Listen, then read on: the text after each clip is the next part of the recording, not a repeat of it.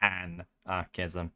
I am the funniest person on this entire platform. Okay, so if you haven't seen Amphibia, you should probably go watch Amphibia because this video will contain massive spoilers. Okay, great, bye. Okay, so Amphibia is a show in which 3 middle school students are transported to an alternate reality called Amphibia, a sort of swamp-like continent that seems like it's channeling the Carboniferous period for giant insects and monsters, and several species of sentient frog people. After they steal an item called a Calamity Box, we follow these 3 humans, primarily the main character Anne Boontroy, but also her best friends Marcy Wu and Sasha Waybright, as they all wind up on different locations within this alternative reality.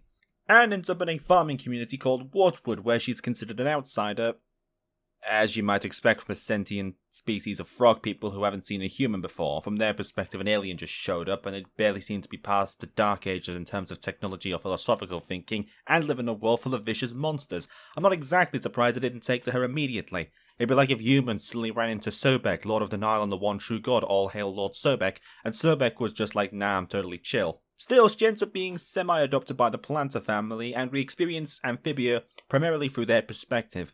Marcy, on the other hand, ends up at the capital of Amphibia, in a city called Newtopia. She ends up adapting far better to Amphibia than Anne does, and ends up joining and becoming Chief Ranger of the Newtopian Night Guard. Sasha, on the other hand, is initially imprisoned by, but later becomes second in command of the Toad Army, a militaristic culture which utilizes sheer brute force to get what it wants. Now, in the interest of full honesty, I do genuinely enjoy this show. It has a lot of good deadpan, dark and absurdist humour which I, being British, find thoroughly delightful. What old chap? But its first season is not particularly great. Season 1 of Amphibia follows the Western animated show tradition of being mainly a proof of concept, where most episodes are more a slice of life than anything else, while we only very occasionally get brief glimpses of the overall plot buried in between a lot of the more boring episodes, which makes it even more tedious to find. The issue Amphibia runs into is that it spends far too long on this stage. Kill me! In the entire first season, I counted maybe 8 or 9 episodes that I think are actually worthwhile, and one of those is Dating Season, and the only reason I consider Dating Season to be worth basically anything is because in later episodes they refer back to it, so it's a useful episode to watch to have full context of what's happening, and the rest of the time we're just faffing about.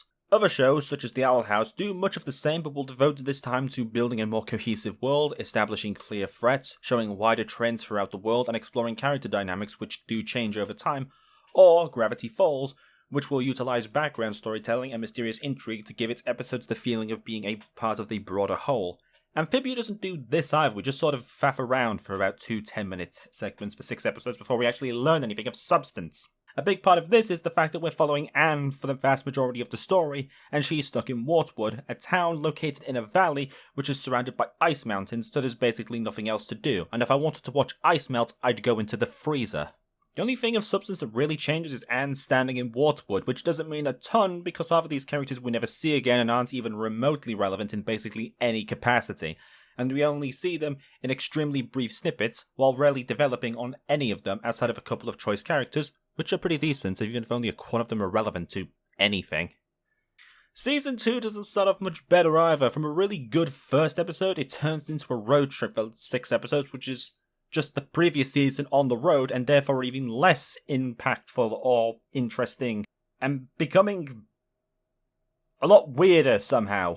You know, I am not entirely sure what I'm witnessing here. The only thing I know for a fact is that I'm not sure I'm comfortable with it. Until the episode Marcy at the Gates, whereupon this show becomes amazing. And not just because Marcy is now present, amazing as she is. No, the actual plot starts at this point, and it's actually interesting and full of intrigue. Who could have guessed that when you explore the intrigue you've built up in the story becomes good? Not that the previous episodes were bad, mind you. They were quirky, entertaining, creative, and funny, just dull when you know that there's an actually interesting story being built up that refuses to budge for 30 episodes, and the side stuff never goes anywhere. For all those critiques though, this is a genuinely enjoyable show, very imaginative and creative, as we follow these horrendously traumatized children. Are you doing okay, Anne? We learn more about the society Amphibia is in, and we start to learn more about the various issues that are present throughout this society, which have built up to a rebellion, namely the infestation of hierarchy within Amphibia. Buckle up everyone, it's time for the political analysis of Amphibia that literally nobody asked for. Part 1. What is a hierarchy? Before we're able to go into depth on the issues that surround Amphibia society, first we need to define what a hierarchy is so that we're all working from the same basic definition. A hierarchy is a system in which members of an organization or society are ranked according to relative status or authority. So to simplify that, imagine a pyramid. Those at the top of this pyramid have more power in a number of ways. Maybe they have the highest social standing relevant to that society, or maybe they have more wealth or political power. Whatever the metric for hierarchy is, they're at the top of it. Then you have the people below them who have less of that metric. And then below them, you have people at the bottom of the pyramid who have the least amount of that metric. To give an easier to understand example, the Queen of England has more power in England than the majority of citizens within England. The rich have more power than the poor in basically every country on earth, and CEOs and the bosses of workplaces have more power than their employees have at said workplace. And while we've got Bobby Kotick on the screen, I'd like to congratulate him on winning my The Ghoul of Hierarchy award. Come on down and collect your ribbon, Bobby, it's covered in urine. Anyway, that's the basic structure of a hierarchy, though I am simplifying this whole process by a pretty large degree. You might be noticing that at the bottom of the hierarchy, there seem to be a lot more people than at the top, and while you're not noticing that, have a crisp. Yeah, those at the bottom of the hierarchy are an overwhelming majority, but have the least amount of power, while those at the top are an extreme minority, but have the most power. This is the way most hierarchies work. I can't think of any way this could possibly backfire. Those at the bottom of a hierarchy tend to have very little power as what is happening within that hierarchy, but in the interest of fairness, there are some examples of this being justifiable in what are actually called justifiable hierarchies, such as a hierarchy of competence. For this, let's use the example of a mechanic's workplace. A hierarchy of competency would place those with the most experience, practical training, and knowledge at the top of this hierarchy. Those below them would be those who are still good at their job, perhaps they have particular knowledge or have been in training for years. At the bottom of this hierarchy, you could have people who are new at the job or those who are there under apprenticeship programs, who still need to be taught how to do their new job effectively. You'll notice that nowhere on this hierarchy is any social standing of any kind included.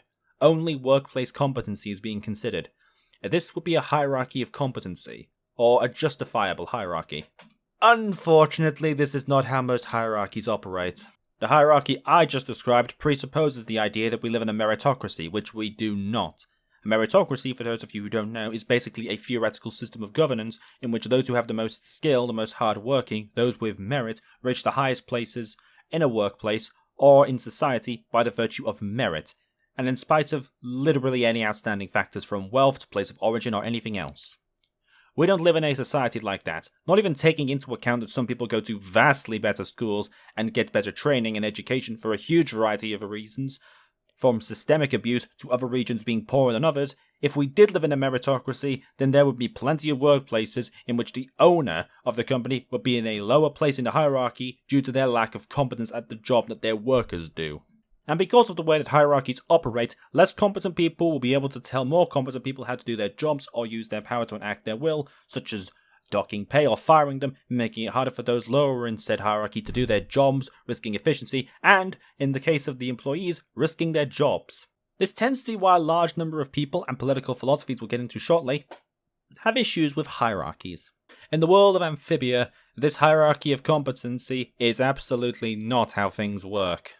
Part 2. A series in society based on hierarchy.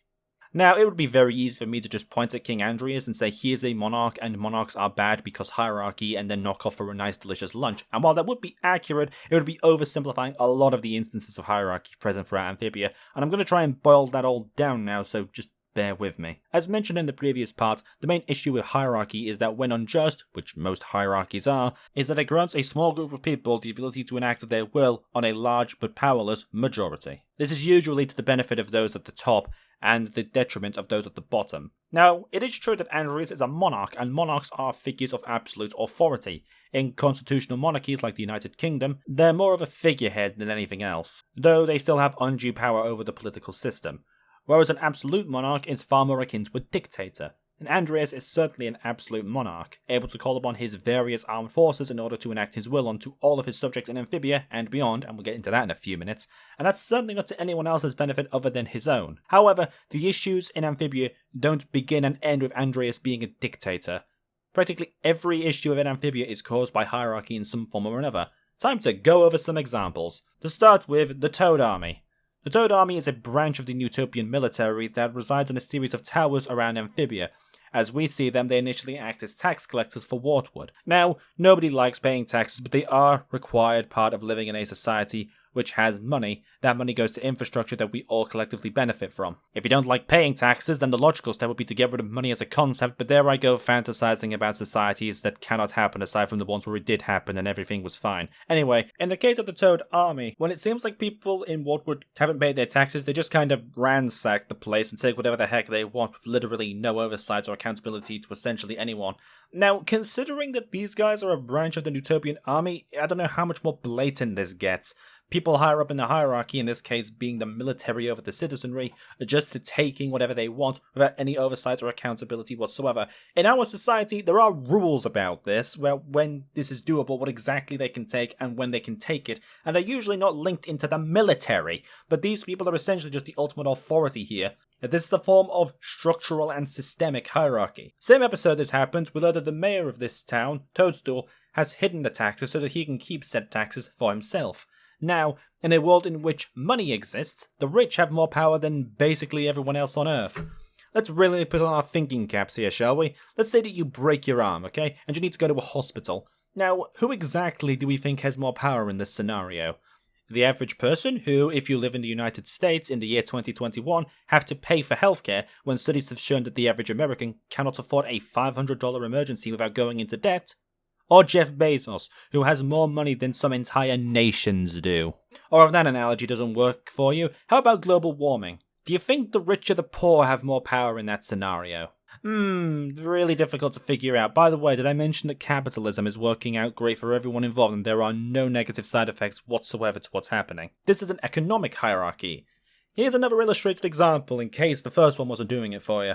Now we can return to Andreas. As we've established, he will just use the military to enforce his will, but there are other ways in which we see him abuse his position, particularly when it comes to using his position to manipulate others. In the book Manufacturing Consent, the Political Economy of the Mass Media, Noam Chomsky explains the ways in which the upper echelons of a society are able to use the dissemination of information in order to trick people into acting against their own self-interest or in the interest of those at the top. While the book is easy enough to read, the points it's making are fairly difficult to sum up quickly, but it can be divided up into 5 points. Point number 1, media ownership. The endgame of all mass media orgs is profit. It is in their interest to whatever guarantees that profit. Number 2, advertising. Media costs more than consumers will pay. Advertisers fill in the gap. What do advertisers pay for? Access to audience. It isn't just the media is selling you a product, they're also selling advertisers a product. You. Point number 3, media elite. Journalism cannot be a check on power because the very system encourages complicity. Governments, corporations, and big institutions know how to influence the media. They feed it scoops and interviews with supposed experts. They make themselves crucial to the process of journalism. If you want to challenge power, you'll be punished in the margins. You won't be getting in, you'll have lost your access. Point number 4, flack. When a story is inconvenient for the powers that be, you'll see the flack machine in action, discrediting sources, trashing stories, and diverting the conversation. Point number 5, the common enemy. To manufacture consent, you need an enemy, a target. Communism, terrorists, immigrants, a boogeyman to help fear and corral public opinion. We actually get to see this in a microcosm with Marcy, and Andreas pretty much controls the media, which in this context would be the Utopian Library, and completely hides all the information from Marcy that she would need in order to make a decision to act in her own self-interest, which would be getting as far away from this guy as is physically possible. But he wouldn't be able to do this if he wasn't the absolute ruler of Amphibia. He controls the narrative and the information Marcy can receive, all while manipulating her. You could also point out the fact that there is a massive disparity between the capital of Utopia and places like Wartwood, where one is protected by giant sturdy walls and an active defense force, and one has none of those things, and I'll give you exactly one guess as to which one of these is attacked more frequently than the other. I thought that was what the point of paying tax to the Toad Army was, so that in exchange they'd help defend these smaller communities, but that's what happens when you have literally no oversight on authority, I suppose. You can compare this infrastructural inequity to, say, the same differences between capital cities like London, a big metropolitan financial hub within the United Kingdom, to that of other regions like Wales, which has a quarter poverty rate. or cities like Washington DC or New York in comparison to middle American towns. All that money goes to larger cities because they're economic hubs, and we just sort of do absolutely nothing about these poor areas and just continue to consolidate power and wealth within these smaller regions. Now that I think about it, Utopia being a literal mega techno city which has immense weaponry and the capacity to construct an endless army of robotic frog people to fight people who are comparatively armed with rocks, while the citizenry live in tiny houses in unprotected regions of the kingdom so that Andreas can do an imperialism, seems like a pretty massive issue. I can't think of where that's happened before in history. It seems to be a very rare occurrence. They could frankly translate that to the states of global geopolitics, where nations with more advanced technology, more cultural and political influence, or wealth are able to coerce or control the actions of other nations which are less developed in these regards. A hierarchy of power and influence. And yet, Amphibia's issues with hierarchy don't even begin on, well, Amphibia. Back on Earth, there are still a number of issues regarding hierarchy that are present from the get-go. We can point to hierarchy being the way that our three human characters got transported to Amphibia in the first place. The way all these characters ended up in Amphibia is because Marcy's father ends up getting a new job, which would require her family to move out of town and away from her friends. This leads to her running away and finding the Calamity Box, which they steal and end up transported to another reality. And now, we can argue about the ethics and morality of this sort of a hierarchy, but what cannot be debated is the fact that parents having a near absolute authority over their kids is still a hierarchy, no matter which way you slice it. Even if you consider it justified or not, that doesn't change what it is. And yet, we still go back even further to an issue of hierarchy that's impacted even the very friend group from the beginning, meaning we now have to talk about Sasha. Now, Sasha is pretty frequently portrayed as the leader of this friendship trio. She's frequently shown to give Anne and Marcy a sense of direction and what to do, how certain things are supposed to work, like slumber parties, and apparently forming a band of them called Sasha and the Sharps. I wonder how that's foreshadowing anything. And at the same time, we do see that she's willing to stand up for and look out for her friends, to a degree. The more we see of Sasha, it becomes very readily apparent that she's extremely adept at manipulating people to her own whims, to the point she'll pretty much just admit it to people like Grimes. Get them to love you, and they'll do anything for you. That actually works. Oh, it works all right. Trust me.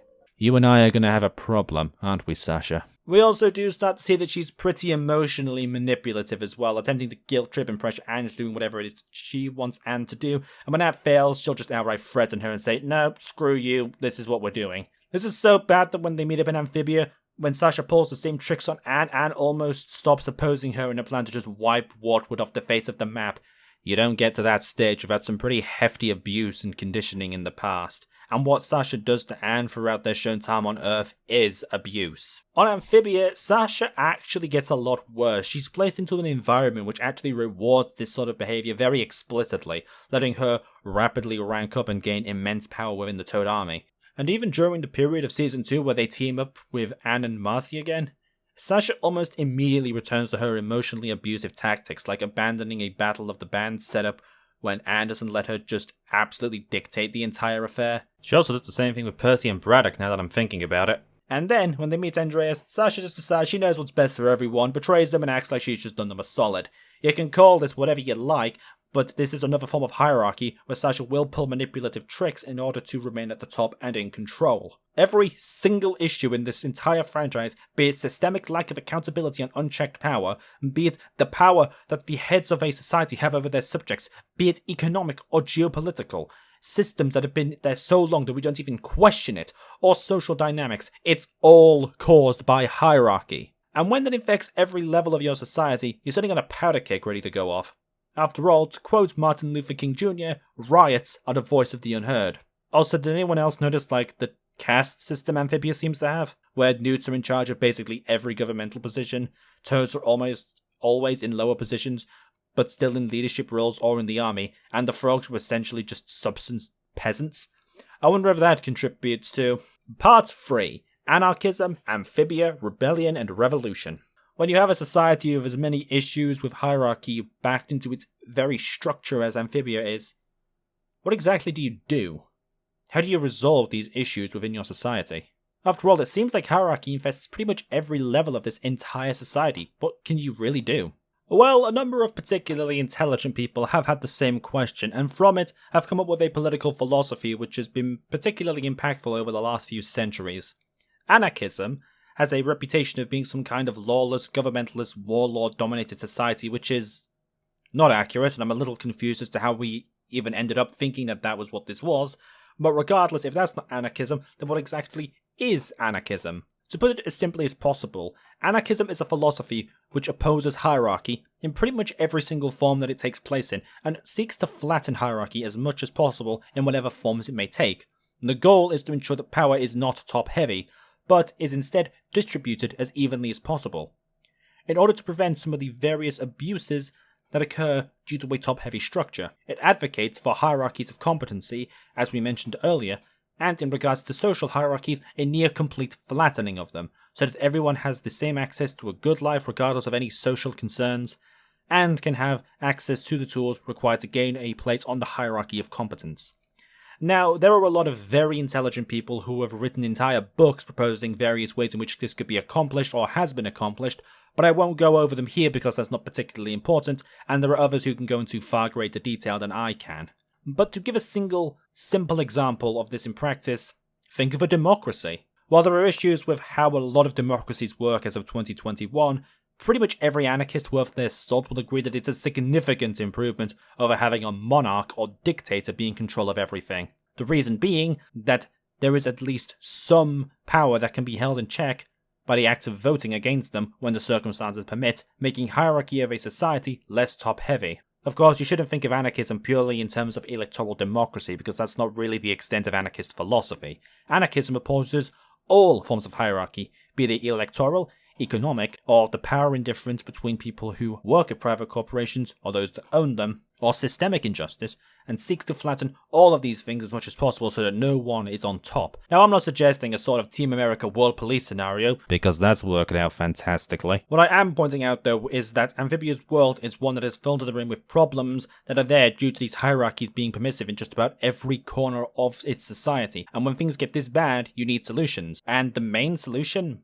is to fight. Throughout the course of the series, we get hints and are outright told that Amphibia is a world that is not exactly filled to the brim with contentedness at the status quo. Rebellions are cropping up all over the place and gaining more and more traction. We never actually see it though, because it's fed to us more through world building, since for the most part it has very little bearing on Ant's quest to get back to Earth. However, we do know that these rebellions exist, and we eventually see one in the form of the Toad Army attempting to take over Utopia, although this was less an effort to reduce hierarchy within Amphibia and more replace it with a hierarchy with the Toad Army on top. And just in case anyone is thinking, but this is just a fantasy story and fantasy stories are set up like this. Fantasy stories are based mostly on the feudal era, and you know what the feudal era had a lot of?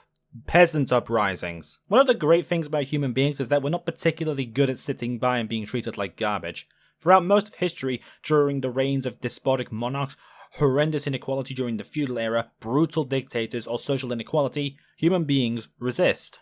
We fight back, we revolt, and we rebel. If you take a look at a history book or any historical source, you'll quickly find that the majority of monarchs throughout the feudal era were constantly dealing with peasant uprisings from people who protested unfair taxes on their provinces, or poor treatment of, for example, the serfdom in Tsarist Russia. Labor disputes were frequent throughout the United States and the United Kingdom during an era where there were far less workers' rights. And during the Second World War, resistance movements cropped up all over the occupied nations. In the modern era, protests from the Civil Rights Act, the BLM movement, broad social progressivism, and standing up to toxic workplaces are frequent, highlighting not only that inequality is still present within society, but also that we're not a fundamentally hierarchical species. When these things rear their heads, we fight against them. Contrary to what seems to be the popular opinion, human beings are actually pretty awesome. To oppose these systems is to rebel, and to want something better than what's offered to you is to revolt. Of course, the inhabitants of Amphibia aren't humans, they're frog people, but they're as intelligent as humans are, so the point remains. Now, this doesn't necessarily even mean that some sort of 1917 scenario where everyone rises up in a violent, bloody revolution is what's required, although that can be what it comes down to, and certainly seems to be what it's come down to in Amphibia. People who have been at the bottom of an unjust hierarchy, who, if Wartwood is anything to go by, have put up with unchecked power just showing up, stealing their stuff, beating them up, and occasionally just plan to wipe them off the face of the map. Somehow I don't get the feeling that Andreas would have just listened to a peaceful protest or a list of grievances, since he's, gallivanting around the place trying to do an interdimensional imperialism.